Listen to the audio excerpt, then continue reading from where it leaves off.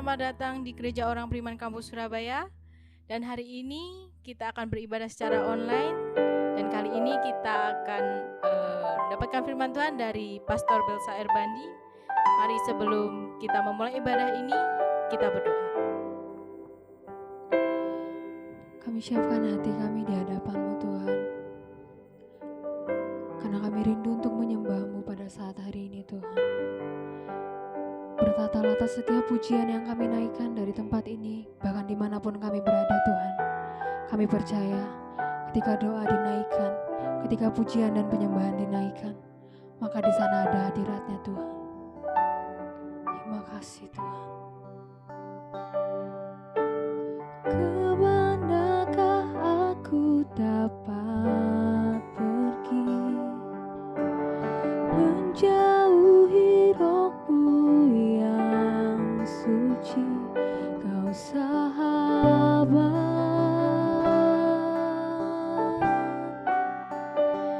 dan Kau dekat.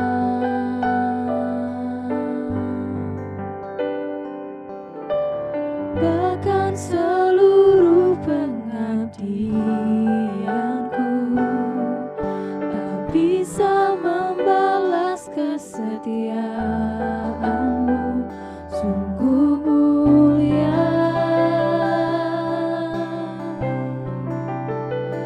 dan berharga. Katakan sungguh besar, sungguh besar pengorbanan-Mu bagiku, terlalu dalam untuk dimengerti, sungguh besar,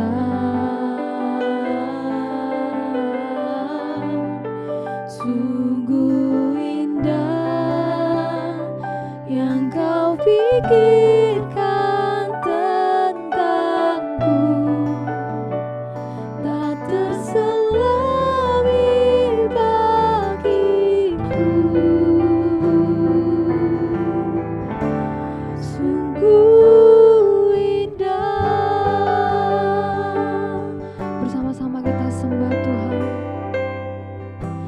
Kemanakah aku dapat pergi, menjauhi Roh-Mu yang suci, Kau sahabat,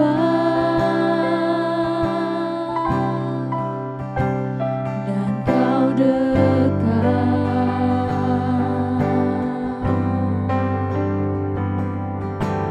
Bahkan seluruh pengabdianku tak bisa membalas kesetiaan-Mu, sungguh mulia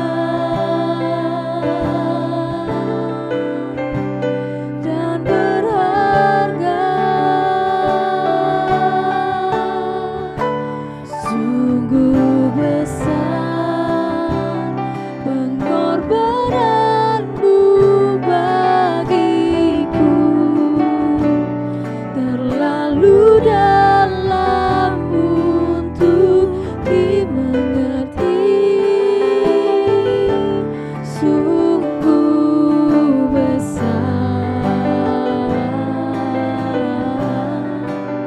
sungguh indah yang Kau pikirkan tentangku, tak terselami bagiku, sungguh indah, sungguh besar, sungguh besar pengorbanan-Mu bagiku,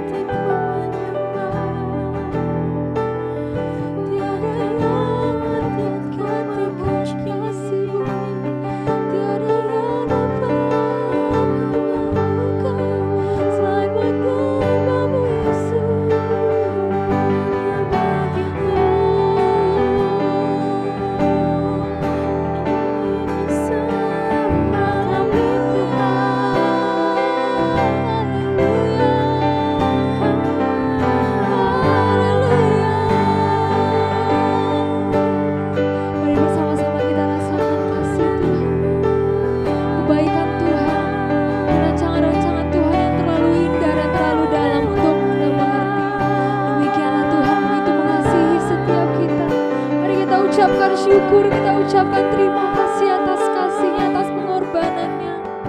Hari ini Dia telah buktikan, Dia buktikan kasih-Nya. Dia Allah yang rela mati, bahkan Dia bangkit dan hidup untuk menyatakan diri-Nya, untuk menyatakan bahwa ada hari esok bagi setiap kita, bahwa ada perkenanan Tuhan, ada berkat Tuhan, ada tangan kuat yang akan selalu setia menolong setiap kita.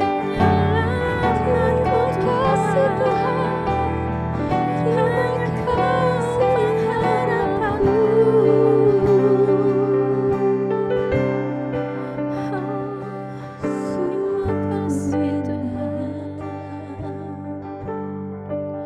Sungguh besar pengorbananmu bagiku, terlalu dalam untuk dimengerti. Sungguh besar, sungguh indah yang kau pikirkan tentangku, tak terselami bagiku. Sungguh indah,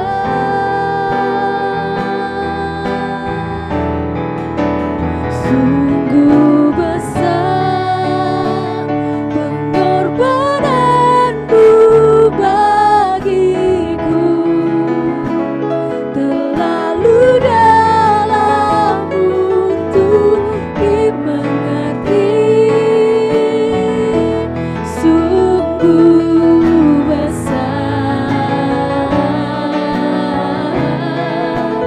sungguh indah yang kau pikirkan tentangku, tak terselami bagiku.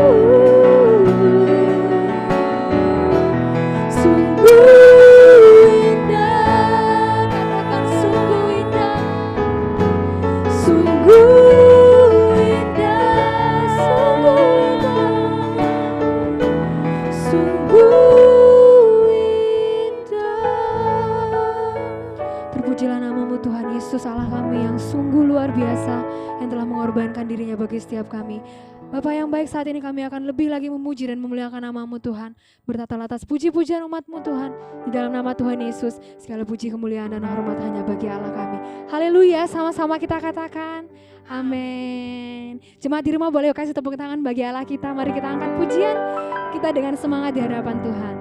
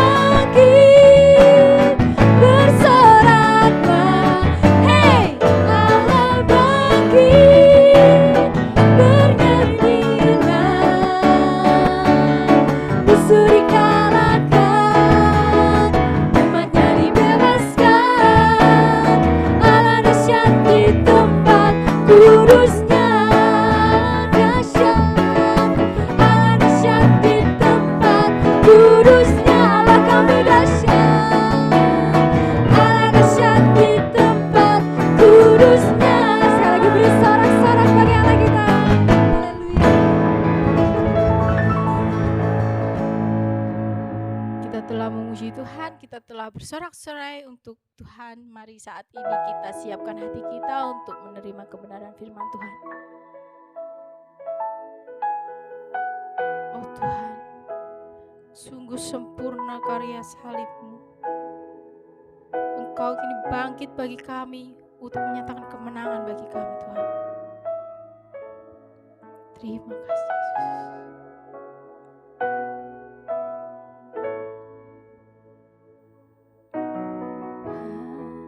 Kau sempurna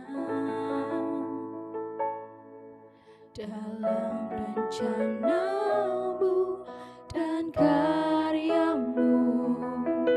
Ku serahkan hidupku, murnikan dengan Roh-Mu. Sekali lagi katakan, Tuhan, Kau sempurna. Tuhan, Kau sempurna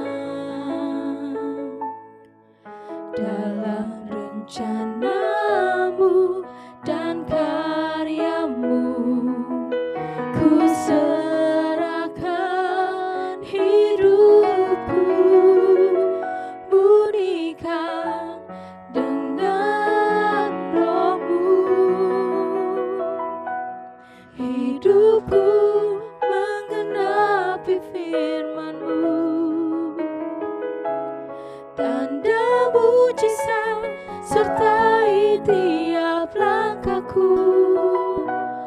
Kau bersamaku, di dalamku, jadi bukti kebesaran-Mu.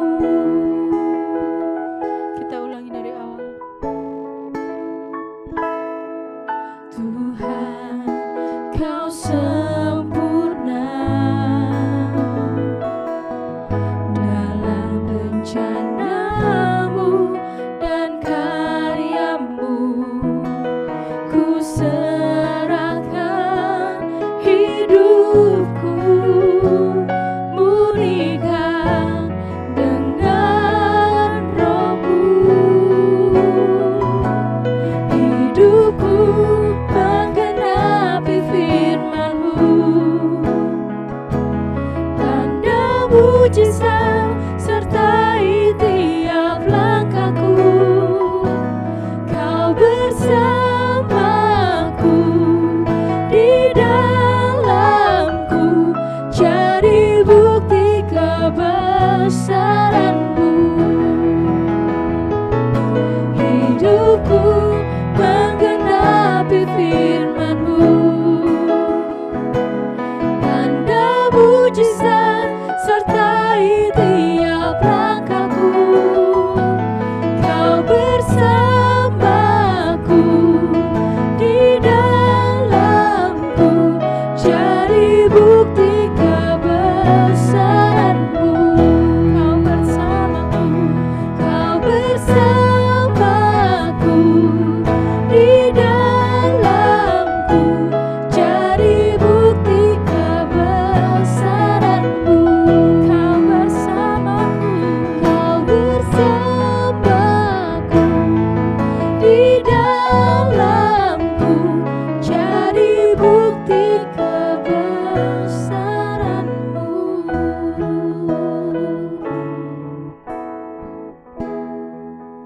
Terima kasih Tuhan, hari ini kami telah memuji, telah menyembah-Mu. Kini tiba saatnya kami mendengarkan firman-Mu. Kiranya firman-Mu tertanam, berakar dan bertumbuh dalam hati kami, jadi rema bagi kami Tuhan. Berkati Pastor Belsa Albani yang akan menyampaikan firman Tuhan pada hari ini. Urapi keluarganya, karirnya, apapun yang dia kerjakan, semuanya demi kemuliaan-Mu. Dalam nama Tuhan Yesus, amin.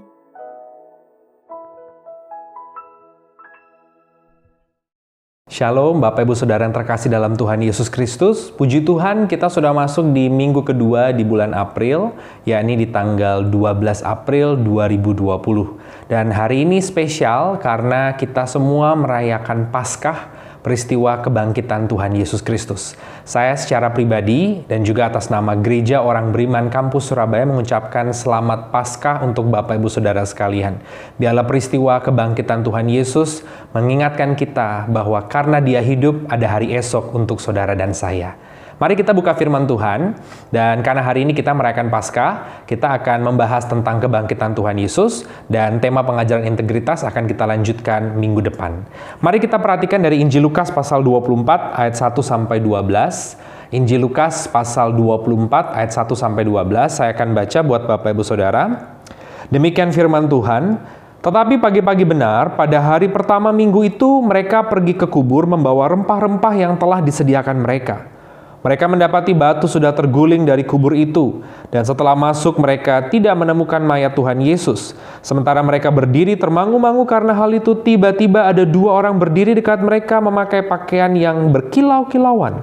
Mereka sangat ketakutan dan menundukkan kepala. Tetapi kedua orang itu berkata kepada mereka, "Mengapa kamu mencari Dia yang hidup di antara orang mati? Ia tidak ada di sini, Ia telah bangkit. Ingatlah apa yang dikatakannya kepada kamu ketika Ia masih di Galilea, yaitu bahwa anak manusia harus diserahkan ke tangan orang-orang berdosa dan disalibkan, dan akan bangkit pada hari yang ketiga." Maka teringatlah mereka akan perkataan Yesus itu. Dan setelah mereka kembali dari kubur, mereka menceritakan semuanya itu kepada ke-11 murid dan kepada semua saudara yang lain. Perempuan-perempuan itu ialah Maria dari Magdala, dan Yohana, dan Maria ibu Yakobus, dan perempuan-perempuan lain juga yang bersama-sama dengan mereka memberitahukannya kepada rasul-rasul. Tetapi bagi mereka, perkataan-perkataan itu seakan-akan omong kosong, dan mereka tidak percaya kepada perempuan-perempuan itu. Sungguh pun demikian, Petrus bangun, lalu cepat-cepat pergi ke kubur itu. Ketika ia menjenguk ke dalam, ia melihat hanya kain kapan saja. Lalu ia pergi dan ia bertanya dalam hatinya, apa yang kiranya telah terjadi. Terpujilah Tuhan kita, Yesus Kristus. Nah, saudara terkasih dalam Tuhan Yesus, baru saja kita baca 12 ayat cerita tentang kebangkitan Tuhan Yesus. Saudara, ini adalah peristiwa yang besar, peristiwa yang ajaib, peristiwa yang luar biasa. Dan seperti yang sudah saya sampaikan pada hari Jumat kemarin, kita memperingati Jumat Agung, peristiwa kematian dan kebangkitan Tuhan Yesus ini adalah inti hidup kekristenan. Karena di sana kita melihat peristiwa-peristiwa yang dahsyat, peristiwa-peristiwa yang syarat akan makna. Bagaimana pengorbanan Yesus, darahnya tercurah, itulah yang menebus dosa saudara dan saya. Dan kebangkitan Tuhan Yesus ini juga memiliki arti yang luar biasa. Karena itu hari ini kita bersyukur bahwa kita memiliki Tuhan yang rela berkorban buat saudara dan saya. Dia turun dari sorga, merendahkan dirinya menjadi manusia, dan datang ke bumi untuk satu tujuan. Seperti yang sudah saya sampaikan hari Jumat kemarin. Bukan untuk masuk dalam majalah Forbes, tapi tujuannya untuk mati di kayu salib. Dan berita luar biasanya, dia tidak mati selama-lamanya. Dia menyerahkan nyawanya, darahnya tercurah sampai tetes darah terakhir. Tetapi hari yang ketiga, karena ini berdasarkan perhitungan kalender Yahudi, ya hari yang ketiga menurut tradisi Yahudi itu, hari itu dihitung mulai baru setelah jam 6 sore, saudara. Hari yang ketiga, hari Minggu, Yesus bangkit. Maka dari itu kita bersyukur bahwa kita memiliki Tuhan yang baik, Tuhan yang berkorban, Tuhan yang bangkit buat saudara dan saya ada hari esok untuk setiap kita. Dari cerita 12 ayat tadi tentang kebangkitan Tuhan Yesus, ada makna, ada arti yang bisa kita pelajari. Hari ini saya mau bagikan 3 arti kebangkitan Tuhan Yesus, supaya kita boleh sungguh-sungguh memaknai hari ini, hari Paskah, dengan lebih dalam lagi. Makin hari kita boleh melekat dengan Tuhan. Yang pertama, mari kita perhatikan Bapak Ibu Saudara di ayatnya yang kelima. Demikian firman Tuhan. Mereka sangat ketakutan dan menundukkan kepala. Tetapi kedua orang itu berkata kepada mereka, "Mengapa kamu mencari Dia yang hidup di antara orang mati?" Saudara perhatikan kalimatnya indah. Mengapa kamu mencari Dia? D-nya besar, ini maksudnya Yesus. Dia yang hidup di antara orang mati. Jadi arti dari kebangkitan Tuhan Yesus yang pertama, kita bisa pelajari, kebangkitan Tuhan Yesus punya arti bahwa Yesus hari ini hidup, Dia sudah menang, ada pengharapan untuk saudara dan saya. Amin. Jadi yang pertama saudara, arti dari kebangkitan Tuhan Yesus, Yesus hari ini hidup. Dan Dia sudah menang. Menang atas apa? Atas maut. Maut tidak berkuasa atasnya. Dan oleh karena itu buat saudara dan saya sebagai pengikut Tuhan Yesus, ada pengharapan untuk kita semua. Saudara bisa bayangkan kita disebut sebagai orang Kristen, dan kata Kristen itu pertama kali muncul di dalam Kisah Para Rasul di Antioquia ketika murid-murid itu belajar. Sebenarnya awal mula kata Kristen itu adalah cibiran atau bahan olok-olok gitu. Oh, ini pengikutnya Kristus. Nah, saudara tahu kita pengikut Kristus, coba saudara bayangkan kalau Yesus Kristus yang kita percayai, yang kita sembah, yang mana kita berdoa di dalam namanya setiap hari, coba saudara bayangkan kalau dia tidak bangkit. Berarti dia mati, dia kalah, kita ikut dia, tidak ada pengharapan dong untuk saudara dan saya. Tapi hari ini saudara boleh tanamkan di dalam hatimu, taruh di pikiranmu bahwa selalu ada pengharapan akan hari esok untuk saudara dan saya. Kenapa? Karena saudara menyembah Yesus yang hidup, bukan Yesus yang mati. Saudara datang berdoa jam berapapun, dimanapun, menghadap utara, barat, timur, selatan, hari apapun, jam 2 malam kah, saudara jam 9 malam di pesawat, jam 10 pagi di mobil, saudara berdoa jam 11 pagi di kamar saudara, atau jam 3 sore di kantor saudara, saudara berdoa kepada Dia yang hidup. Hari ini Dia ada mendengar seru doamu, Dia melihat setiap keadaanmu, Dia tahu setiap pergumulan hidupmu, dan Dia sanggup untuk menolong saudara dan saya. Ini satu berita yang luar biasa bahwa kita menyembah pribadi yang hidup. Dia bukan mati. Hari ini kalau ditanya di mana Yesus, ya Dia hidup. Dia ada. Oleh karena Dia sudah menang atas maut, maut tidak bisa menelannya, tapi maut dikalahkan oleh Yesus, Dia bangkit. Hari ini ada pengharapan buat saudara dan saya. Pengharapan apa? Pengharapan akan apa saja? Pengharapan akan hari ini, hidupmu, maupun nanti hidup setelah kematian. Hidup setelah kematian, buat orang percaya, kematian itu hanya perpisahan sementara, perpindahan sementara. Saudara dari bumi ini pindah ke satu kumpulan bersama dengan Tuhan, hidup yang kekal di sorga. Bahkan saat hari ini pun masih di bumi, ada harapan buat saudara dan saya. Saya tidak tahu hari ini apa yang menjadi pergumulanmu, apalagi kita semua sedang menghadapi perkara yang tidak mudah, pandemi corona. Mungkin hari ini ada yang bergumul tentang usahanya. Saudara mungkin seorang pengusaha yang pusing sekarang, bagaimana usahamu lagi mengalami penurunan profit, mengalami penurunan omset, harus bayar pegawai. Mungkin saudara seorang karyawan atau pegawai yang mengalami pemotongan gaji, ya, penghapusan tunjangan. Saudara bahkan mungkin mengalami pemutusan hubungan kerja. Mungkin saudara hari ini seorang yang ada di garda terdepan di lapangan, saudara tenaga medis, dokter, perawat, tentara, polisi, kita semua yang bekerja di bagian apapun, saudara yang bekerja di bidang jasa, di bidang industri pariwisata, di bidang sektor apapun, semua terkena dampak ini. Saudara mungkin timbul khawatir. Tapi hari ini saya mau katakan, selalu ada harapan buat saudara. Ada harapan di dalam Yesus. Karena apa? Karena Yesus yang kita sembah tidak mati. Dia hidup. Dia memang mati menyerahkan nyawanya, sudah. Tapi Dia bangkit di hari yang ketiga. Artinya hari ini di mana Dia ada. Dia hidup. Dia mendengar seru doamu. Dia tahu pergumulanmu. Dan Dia sanggup menolong saudara dan saya. Hari ini ada harapan buat rumah tanggamu. Ada harapan hari ini buat suamimu, supaya Tuhan pasti jamah boleh pulang kembali ke rumah. Ada harapan buat istrimu, ada harapan buat orang tuamu, ada harapan buat anak-anakmu, ada harapan buat ekonomimu, ada harapan buat kesehatanmu, ada harapan buat hidup setelah kematian. Saya ingat saudara satu cerita tentang bagaimana ada seseorang yang baru saja bertobat, saudara. Dan ketika dia baru bertobat, dia kenal Tuhan, dia masih kecil, ya, dia kebetulan dia yatim piatu. Anak ini masih remaja pada waktu itu usianya. Dia tinggal di daerah di India, di pedalaman di India. Dan yang dia ingat di waktu dia baca di Alkitab, Tuhan Yesus mengajarkan doa Bapa Kami. Satu ketika daerahnya itu terkena banjir dan rumahnya itu sudah kebanjiran sampai selutut, sepaha, sampai sedada, dan akhirnya dia harus naik ke genteng, saudara. Dan itu terus banjir, terus naik. Dia tidak tahu apa yang terjadi dan dia tidak tahu kenapa, bagaimana ini akan berhenti. Tapi satu yang dia ingat, saudara, dia percaya ada harapan di dalam Tuhan Yesus. Tapi karena dia baru bertobat, dia tidak mengerti berdoa dan tidak terbiasa, tidak bisa, karena di India tidak, maksudnya dia dikelilingi oleh orang-orang yang tidak biasa berdoa kepada Tuhan Yesus pada waktu itu, dan dia baru bertobat, saudara. Akhirnya apa yang terjadi? Dia hanya ingat perkataan Tuhan Yesus, doa Bapa Kami. Jadi dia berdoa, saudara. Ketika dia berdoa, Bapa Kami yang ada di surga, dikuduskanlah namamu, datanglah kerajaanmu. Dan saudara, sampai dia selesai, ya, sampai amin. Dan di situ dia lihat mujizat terjadi. Tiba-tiba, saudara, air itu berhenti.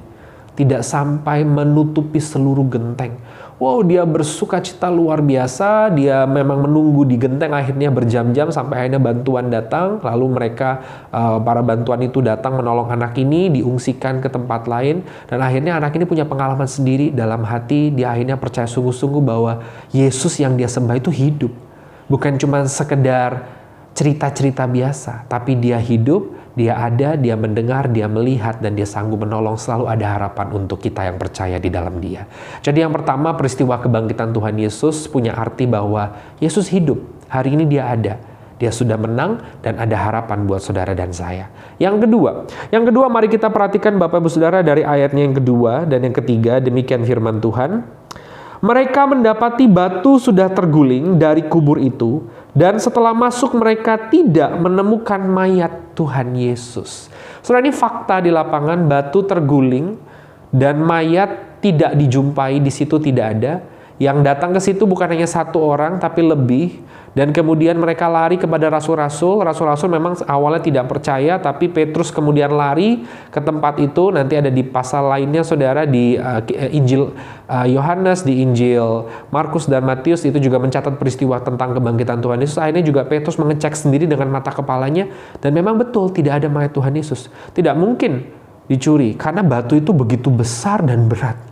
Kalau mau menggulingkan itu butuh effort yang kuat sekali. Tapi ini batu ini sudah terguling dengan sendirinya dan mayat Yesus tidak ada. Jadi ini fakta saudara. Yang kedua yang bisa kita pelajari arti dari kebangkitan Tuhan Yesus, iman percaya kita, iman percaya saudara dan saya, itu ada fakta, berdasarkan fakta. Bukan cerita isapan jempol atau mitos belaka. Jadi kita bersyukur hari ini bahwa memang fakta membuktikan Yesus itu hidup, Yesus itu bangkit. Karena apa? Karena memang kuburannya ada, tapi tidak ada mayatnya di dalam. Dan batu itu sudah terguling Bapak Ibu Saudara. Kalau kita baca di Alkitab berkali-kali bukan hanya satu, bukan hanya dua, tapi banyak orang menyaksikan tersebut. Hari ini kita bersyukur bahwa cerita tentang Tuhan Yesus itu bukan hanya isapan jempol. Cerita tentang Tuhan Yesus, kedatangannya, kelahirannya yang ajaib, pelayanannya, itu bukan hanya isapan jempol, mitos, tapi itu cerita berdasarkan fakta sejarah yang luar biasa. Ini kejadian nyata, saudara. Bahkan kalau saudara pernah membaca di buku-buku sejarah, ada seorang sejarawan Yahudi yang bernama Yosefus. Yosefus itu dia menulis ya dalam tulisannya itu dia orang Yahudi, dia menulis dalam tulisannya itu dikatakan bahwa dulu zamannya dia itu ada seorang yang terkenal lakukan mujizat begitu banyak, pengikutnya banyak, memberi makan 5.000 orang, perkara-perkara ajaib terjadi, tapi kemudian dia diseret, dijatuhi hukuman padahal dia tidak bersalah dan dia akhirnya mati, tetapi kemudian dia bangkit. Saudara, ini bercerita tentang siapa? Tentang Yesus. Jadi Alkitab mengatakan ini fakta. Sejarawan zaman itu mengatakan juga dulu betul ada seseorang yang sangat terkenal akan banyak mujizat yang luar biasa. Ya, dia mati tapi dia bangkit. Artinya apa saudara? Artinya buat kita hari ini iman percaya kita bukan dibangun atas dasar mitos cerita isapan jempol. Tapi iman percaya saudara dan saya di dalam Tuhan Yesus itu benar adanya. Ada fakta sejarah yang membuktikan berdasarkan sesuatu yang real. Jadi hari ini kalau engkau sudah percaya di dalam Tuhan, jangan undur. Hari ini kau sudah berdoa, jangan berhenti berdoa. Hari ini kau sudah melayani, jangan berhenti melayani. Hari ini kau sudah datang pada Tuhan menjadi saluran berkat, tetap terus lakukan itu. Imanmu semakin kuat, saya berdoa di dalam Tuhan. Walaupun keadaan seperti ini, tetap terus semangat. Karena apa? Karena yang kita sembah Yesus. Segala sesuatu yang kita dengar tentang dia, cerita kelahiran yang ajaib, pelayanan yang dahsyat luar biasa, bahkan kematiannya yang luar biasa disertai tanda-tanda alam, kebangkitannya yang luar biasa, batu terguling, itu semua bukan isapan jempol. Tapi itu semua adalah fakta sejarah yang real, nyata, luar biasa. Hari ini saudara, biarlah kita tetap terus makin hari boleh melekat di dalam Tuhan. Makin hari makin kuat iman kita, rohani kita makin kuat di dalam Tuhan. Saya ingat satu cerita tentang ada seseorang yang ateis, saudara. Dan dia mau membuktikan bahwa cerita Yesus itu hanya isapan jempol. Akhirnya karena seperti ini, karena dia ingin membuktikan hal ini, mau gak mau dia ambil Alkitab, dia baca, dan dia kebetulan bekerja sama dengan satu lembaga yang punya dana dari Eropa. Dia minta dibiayai risetnya dia. Dia mau keliling Timur Tengah, mau membuktikan apa yang dicatat di Alkitab ini ada semua, tidak. Tempatnya kah, orang-orangnya kah, benar-benar daftar keturunannya, Ya, kalau kita di Indonesia mungkin marganya ada nggak marga ini, farmnya ini ada tidak, dia mau cek itu semua. Mau nggak mau saudara, ini dia baca Alkitab sampai habis. Dia baca Alkitab secara khusus Injil, dan dia dapat dana, dia telusuri Timur Tengah itu secara khusus tanah Palestina, Israel, saudara, selama 6 bulan sampai 1 tahun. Hasilnya apa yang terjadi mencengangkan, saudara. Di akhir penelitiannya dia bertobat. Dia nggak jadi ateis. Dia percaya kepada Tuhan Yesus karena semua yang dicatat di Alkitab hari ini itu semua ada. Nama-namanya real, keturunan-keturunannya ada, semuanya ada, sehingga akhirnya dia tidak menemukan satu celah kesalahan pun, dan dia berkata sungguh benar cerita tentang Tuhan Yesus ini, ya dan amin adanya. Hari ini kita yang tidak perlu melakukan itu, sudah percaya Tuhan Yesus, saya mau katakan jangan undur, karena apa yang kita percaya itu semua cerita real, nyata. Tetap di dalam Tuhan, tetap terus semangat, tetap terus kita maju di dalam Tuhan. Dan saya berdoa imanmu boleh semakin kuat di dalam Tuhan. Amin. Itu yang kedua. Yang ketiga, yang terakhir, Bapak Ibu Saudara, mari sama-sama kita perhatikan yang terakhir di ayatnya yang ke-5. Demikian firman Tuhan. Di ayatnya yang ke-5 dan di ayatnya yang ke-8. Di ayat yang ke-5, mereka sangat ketakutan dan menundukkan kepala. Tetapi kedua orang itu berkata kepada mereka, mengapa kamu mencari dia yang hidup di antara orang mati? Lalu kita lihat di ayat yang ke-8, maka teringatlah mereka akan perkataan Yesus itu. Maka teringatlah mereka akan perkataan Yesus itu. Jadi dia hidup, dia bangkit di hari yang ketiga. Ayat yang ke-8 mencatat, teringatlah mereka akan perkataan Yesus. Jadi yang ketiga, arti dari kebangkitan Tuhan Yesus buat kita hari ini yang sedang merayakan Paskah, artinya adalah perkataan Yesus dapat diandalkan. Hari ini dengar baik saudara, perkataan Yesus itu semua ya dan amin. Firman-Nya ya dan amin, janjinya ya dan amin, dapat diandalkan. Murid-murid baru tersadar, oh iya, Tuhan Yesus pernah berkata bahwa anak manusia harus diserahkan, mati dan bangkit pada hari yang ketiga. Sehingga akhirnya mereka diingatkan, betul ini semua perkataan Tuhan Yesus bukan omong kosong, tapi perkataan Tuhan Yesus ya dan amin, dan dapat diandalkan. Hari ini saya berdoa biarlah hidup kita mengandalkan firman Tuhan, mengandalkan perkataan Tuhan, mengandalkan perkataan janji-janji Tuhan lebih daripada omongan manusia. Omongan manusia bisa gugur, omongan manusia bisa dilupakan, omongan manusia bisa gagal, tapi perkataan Yesus, perkataan Tuhan, janji Tuhan, firman Tuhan, ya dan amin. Ia pasti akan menepati setiap perkataan janjinya. Hari ini saya berdoa kalau engkau sudah tiap hari baca firman, terus lanjutkan itu. Karena imanmu akan timbul bukan dari omongan orang, tapi imanmu timbul dari perkataan firman. Imanmu akan timbul dari pendengaran akan firman. Iman akan timbul dari pendengaran akan firman Kristus, saudara. Hari ini terus perdengarkan firman Tuhan. Perdengarkan, pegang teguh janji Tuhan, perkataan Tuhan, apa yang dikatakan Alkitab ya dan amin. Dan apa yang dikatakan Tuhan itu dapat diandalkan. Saya ingat saudara satu cerita bagaimana ada seseorang yang mengalami pergumulan ya. Ini juga anak ini dia baru bertobat kenal Tuhan. Jadi dia kenal Tuhan ini justru pada waktu dia kuliah. Dia dari daerah, dia kuliah ke kota besar Jakarta. Dia ngekos di situ saudara. Dan justru dalam pelayanan mahasiswa di situ dia percaya Tuhan Yesus secara luar biasa. Nah, karena dia jadi petobat baru, dia sering banget baca Injil, saudara, perkataan-perkataan Tuhan Yesus. Dan ketika dia membaca Injil, salah satu nats yang mengena di hatinya adalah tentang hal kekhawatiran. Waktu Tuhan Yesus berkhotbah, janganlah kamu khawatir akan apapun juga, akan apa yang akan kamu makan, akan apa yang akan kamu minum. Bukankah hidup ini lebih penting daripada makanan? Bukankah hidup ini lebih penting daripada minuman? Ya, akhirnya dia ingat perkataan Tuhan Yesus bahwa bukankah kamu jauh melebihi burung-burung di udara? Burung-burung di udara saja yang tidak tahu menabur tapi selalu makan, apalagi dirimu. Kamu pasti dipelihara Bapamu di sorga. Nah, pada waktu dia kuliah, dia jarak jauh, orang tuanya kirim bulanan, tiba-tiba saudara ada kalanya orang tuanya ini lupa kirim bulanan, saudara.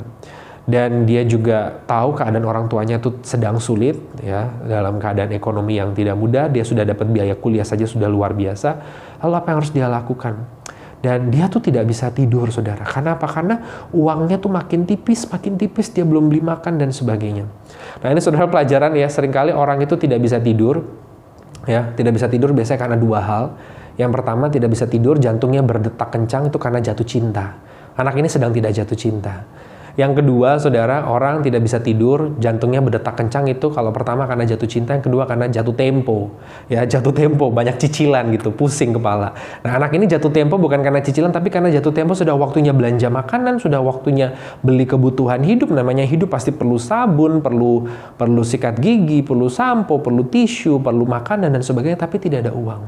Tapi karena dia baru bertobat, dia ingat perkataan Tuhan Yesus, dia bilang, aku mau mengandalkan perkataan Tuhan. Aku nggak perlu khawatir. Ya, dia tetap beriman, dia tetap berusaha sebisa mungkin, dia ngirit, tapi dia juga beriman, dia mau belajar tidak khawatir.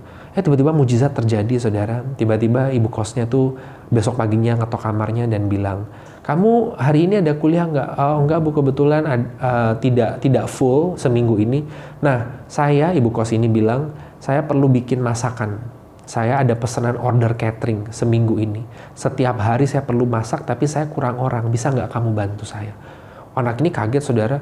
Oh iya bu, iya. Belum sampai dia ngomong lebih lanjut, ibu ini sudah bilang, tenang aja, kamu nggak perlu khawatir. Seminggu ini makanmu dari pagi, siang sampai malam, kamu bisa makan dari masakan yang aku masak untuk pesanan catering. Wow, anak ini kaget, saudara. Anak ini belum cerita ke ibu kos bahwa uang dari orang tuanya di daerah belum masuk ke dia. Dia belum bayar untuk bulan depannya kos, dia belum beli makan, dia belum beli kebutuhan hidup, tapi Tuhan sudah siapkan mujizat yang luar biasa. Dan di situ dia semakin teguh bahwa perkataan Tuhan Yesus itu ya dan amin, janji Tuhan itu dapat diandalkan, firman Tuhan itu ya dan amin. Hari ini sebagai penutup saya berdoa kita boleh terus memegang firman Tuhan, perkataan Tuhan kita pegang teguh karena itu semua bisa diandalkan. Selamat Paskah buat kita semua dan Tuhan Yesus memberkati. Kita berdoa. Terima kasih Tuhan untuk firman yang boleh dibagikan buat kami pada hari ini, meteraikan di dalam nama Tuhan Yesus. Terima kasih hari ini kami merayakan Paskah karena Engkau bangkit, Engkau hidup, ada hari esok, ada pengharapan buat kami. Terima kasih Tuhan bahwa apa yang kami dengar itu semua memang fakta sejarah, bukan isapan jempol. Ya dan amin apa yang Kau kerjakan Tuhan. Bahkan perkataanmu dapat diandalkan. Terima kasih Tuhan, biarlah Paskah tahun ini yang kami rayakan bukan hanya Paskah rutin tahunan biasa, tapi kami boleh semakin bersyukur bahwa kami hidup semua karena kebaikan dan kemurahan Tuhan. Kami berdoa buat seluruh jemaat Tuhan, setiap orang yang menonton acara ini, mendengarkan firman Tuhan. Kami berdoa bagi seluruh gereja-gereja Tuhan, umat Tuhan dimanapun berada. Kami berdoa bagi bangsa dan negara kami Indonesia, pemimpin kami Presiden Joko Widodo dan jajarannya, seluruh gubernur, seluruh wali kota bupati, dari pimpinan tertinggi Presiden sampai ke bawah, semua sedang berjuang menghadapi keadaan seperti ini. Berikan mereka hikmat, kekuatan, dan kemampuan. Kami berdoa bagi mereka yang menjadi garda terdepan Tuhan, yakni para tenaga medis, dokter, perawat, pegawai rumah sakit, tentara, polisi, relawan. Berikan mereka kesehatan dan kekuatan di dalam nama Tuhan Yesus. Hamba juga berdoa Tuhan bersama dengan para pendengar dan yang menonton acara ini. Berdoa juga Tuhan buat orang-orang yang terdampak akibat pandemi ini, yang ekonominya terdampak, usahanya terdampak, pekerjaannya terdampak. Tuhan pulihkan di dalam nama Tuhan Yesus. Lindungi kami semua, keluarga kami, tutup bungkus dengan kuasa darah-Mu. Terpujilah nama-Mu kekal selamanya. Di dalam nama Tuhan Yesus Kristus, kami bersyukur dan percaya. Haleluya. Amin.